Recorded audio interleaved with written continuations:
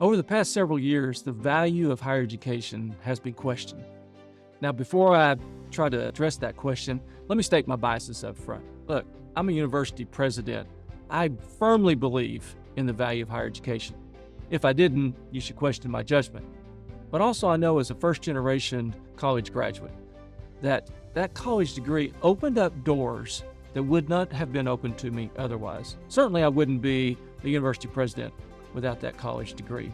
And it's interesting when we look at this question of higher education, the value of that higher education, because the data would suggest that the value is there. And there's lots of data out there, but it shows clearly that college graduates make more per year than non-college graduates.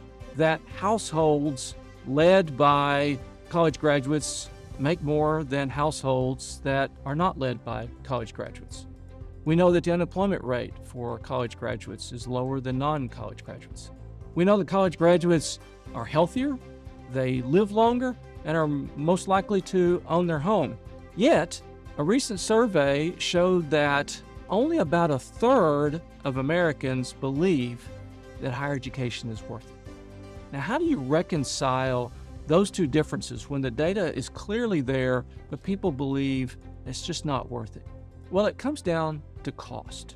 And actually, it's not cost, it's the return on that cost, that return on that investment.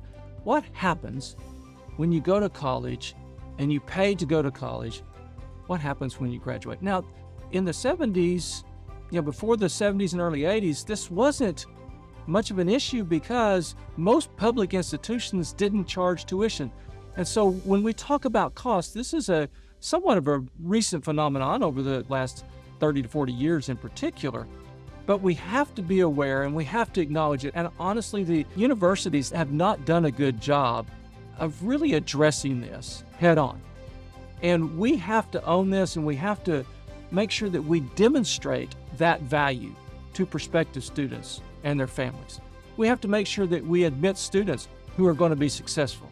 We have to make sure that we have programs which lead to good outcomes, whether that outcome's a job or going to graduate school. But we have to make sure that we're purposeful and intentional about that. I'm really proud of the University of Memphis and the things that we've been able to do here to address these things head on with our admissions policies, with our commitment to a successful outcome for every student.